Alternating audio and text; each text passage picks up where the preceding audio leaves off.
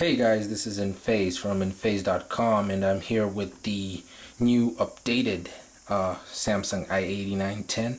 So I'm running here the updated version of the firmware, the Italian update. And so first of all, I have to say, despite all the negatives that this firmware has, it's one of the best updates, if not it's the best update that Samsung has ever released for the i8910. So I'm just gonna be running through some of the features and some of the things that are disappointing about the update. So the first thing that I'm going to look at is kinetic scrolling, which was a bit of a problem in the first update. So I'm just gonna test it out in the gallery. So first of all, they ironed out a lot of bugs, and one of them was the gallery bug. Now this little scroll bar works. The kinetic scrolling has been improved. As you can see, if I just browse through, if you look at my previous video where I was, trying to scroll through pictures, you could tell that, it wasn't very well implemented. It was having a very hard time, and now, it's not quite, iPhone level type of scrolling, but it is a big improvement. And the same goes for like pretty much everything, all the little menus, everything. Kinetic scrolling has been improved, vastly. In the music gallery, on the other hand, if I can just quickly switch to music, it hasn't been that well implemented. It's still pretty slow. So, as you can see, it's scrolling really slow. So another thing that I avoided in the video preview was the web browser, because I had some problems with it. So I'm just gonna demo gizmodo.com here, because it's a website that has certain problems with this device. So gizmodo.com, visit. So let's just see how it does in trying to go to gizmodo.com. This was one of the problems that I had with the last update. So I'll just switch to, so as you can see, it works great. Switches to full screen mode. I call this the next gen browser. So I don't know if next generation browsers are supposed to do what you're about to witness, hopefully. So I'll just let it load. You'd expect it to at least have a decent browsing experience for at least, there you go. It just crashed out of the web browser. So I've tried it over and over again at gizmodo.com and a couple of other content heavy websites, and it just crashes out. Engadget, it does pretty much the same thing. It freezes up. So it's a big update, but it's still got a couple of big things to iron out. So one of the other big problems that people noted, so I haven't actually installed anything yet. It's just still in its default. So I'm just gonna go into C drive just to see. And this is the disturbing thing. I haven't actually installed anything. I just went to a few websites.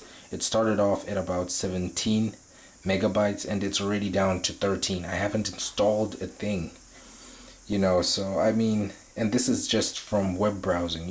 The default location for cache and cookies and things for the web browser is the C drive, and you can see how small 17 MB is, especially with these content heavy websites. So Samsung completely dropped the ball on this C drive thing. Only 17 MB free on a fresh install, and I think that's one of the biggest fails they've done.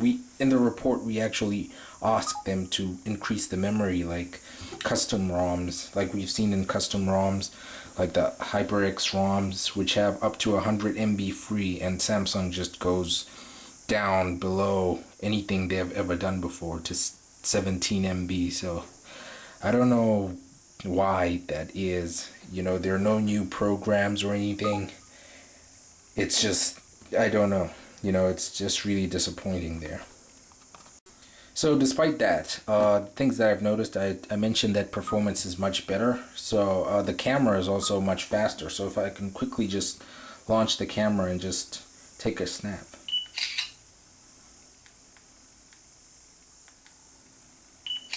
It's really fast. So I don't know if I clearly demoed how fast the camera is, but it is really fast, much faster than it was before. You can quickly just take snaps, jumps out of applications pretty fast, and that's quite nice. So the other things they updated are things like the podcast application and communities. So, I was particularly pleased with the podcast application. I just subscribed to Stephen Litchfield's phone show, and I was just watching this show a few minutes ago. And, it works really well, and it's great to see that Samsung actually followed up on, features like the podcast application, and they fixed it. And so, it's something to check out, which is one of the reasons why I say this is the best update yet, despite the problems it has. So one of the websites that doesn't crash is my own, Enphase.com. So for the latest news and updates, for different sorts of technology, the i8910, Apple iPad, etc., feel free to drop by my website. So I have a bunch of things going on there right now. There's a poll on whether users of the i8910 would like to see BADA, or Samsung's BADA platform for smartphones on the Omnia HD.